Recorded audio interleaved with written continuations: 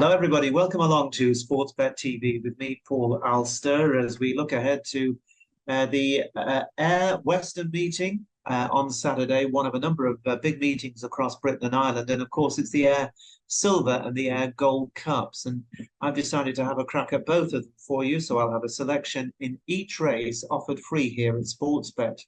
If you're new here to the service, then please press the subscribe key just below this screen. And also consider joining me at Out in Front, my subscription service, where I have a larger number of selections available. And things have been ticking along nicely. We had a 44-1 double last Saturday, and from 3 selections, and the third selection also placed at 12-1. So things going very well there. The one selection we had here at Sportsbet last week didn't really trouble the judge.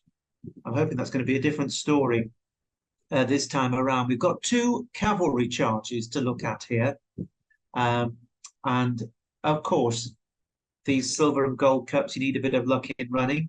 It appears from Thursday and Friday's action that on this rain-softened ground, there isn't a huge bias across the track. So I think wherever you're drawn, if your horse is good enough and gets a clear run, you're likely to be there or thereabouts. But I'm going to be a little bit briefer than usual with my recommendations this week, because unfortunately I've got a touch of the old corona, so feeling a little bit out of sorts. But that won't stop me trying to give the bookies a hiding this weekend. I'll take you first to the Ayr 225, the Virgin Bet Ayr Silver Cup. For those that didn't manage to get into the Gold Cup, that missed the cut, and so many of these good sprinters. Rathbone for Michael Harrington is going to be very prominent in the betting. He was the early favourite after 2 good wins of late, having struggled earlier in the season. And officially, he's actually £6 well in. He should be carrying £6 more than he will on Saturday. He beat Jump the Gun last time round, who actually is on worse terms with him. So clearly, Rathbone on a point of handicapping has a big chance, especially with Connor Planners claiming another £3. And he's drawn in the middle in stall 16. I'm not going to go through too many, but horses I think should be on your shortlist here include Illusionist, who's run well at Ayr earlier in the season. Aplomb, who I think will be suited by any rain that comes his way. The top weight Bergerac, you can never count him out, and Kevin Ryan has a very good record at the track. And Danzan for Tim Easterby, another trainer who does really well here, won't be inconvenienced at all by the drop back in trip. And David O'Mara has got the old stager Gulliver, who was back in form at Southall last time out.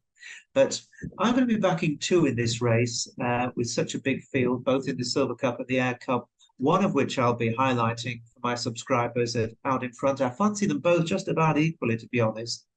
And the little bit shorter priced of the 2 is the one I'm suggesting here. Still a nice price. This is a horse called Wob Wob Wob. Great name. Adrian Keatley trains, and Holly Doyle has been booked. And Adrian Keatley's had a very good season. His yard has taken a very big step forward, getting better horses and doing well with them. Wob Wob Wob hasn't won this term, but he's been consistent. And that means that he's actually staying on much the same mark, virtually £1 here, £1 there throughout the season at 87. He's a 4-time winner, equally at home over 6 or 7 furlongs, ideally suited by good to soft ground. So at the moment, ground conditions as they're advertised will be absolutely perfect. He's also run very well on his last 2 starts. Second on heavy ground in a Goodwood 7 furlong handicap at the glorious meeting. That wasn't so glorious, of course. It was a quagmire. And then last time out, he was a very good third in the Great St Wilfrid handicap at Ripon, where he actually went clear of his group on the stand side, but the main action was on the far side. He couldn't help that. He still ran very well indeed to be third. Now this time he's drawn 11, which is fairly central. So Holly should be able to choose if she wants to go up the middle or go towards the left or the right. No doubt there'll be some tactics discussed, and we'll see how that pans out. Now, when I made my original notes, 11-1 was freely available for Wob Wob Wob for 6 places, but that's gone. And 10-1 is going as well. There is a little bit left. So 10-1 each way for 6 places. I've got a feeling the money's coming for Wob Wob Wob, and he's going to be one of 2 that I'll be backing in the race. The other one, as I say, I'll be putting up and Out in Front. Now, my second selection for you, 3 selections here at Sportsbet, is in the Ayr Gold Cup itself at 3:35. Wonderful race that has so many brilliant memories. Probably Lock Song, one of the greatest ever winners.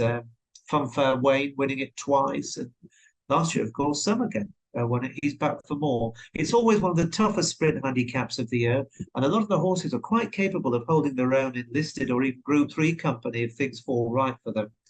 Now, the Charles Hills trainer, Razio, was heading the list last time I had a look. I'll just check that out now. Still favourite, best priced 8-1, 8-1 the field. But he was 130 favourite when sent off clear market leader for the Stewards Cup, I think it was, wasn't it, at Glorious Goodwood. But he just couldn't handle that heavy ground. I think we can ignore that. He ran very well previously, 2 nice wins, and was 6 in the Wokingham at Royal Ascot. So you'd have to respect his chance if he can put that poor run behind him. Now, as I mentioned, last year's winner, Summergam for David O'Meara, is back for more. He seems to be getting better with age, gives us all hope. And he went mighty close in the Great St Wilfrid race. He then dead heated at the Ebor Festival. He was a fine fourth in a hot Irish sprint last time, going to be right there or thereabouts. As to his Al Bashir, with whom he dead heated at York and is back for more. We've also got Julie Camacho Significantly, who last Saturday was beat just that much, really just a hair's breadth in the Portland Handicap. And if he's got over that hard race, then Significantly would have to go close.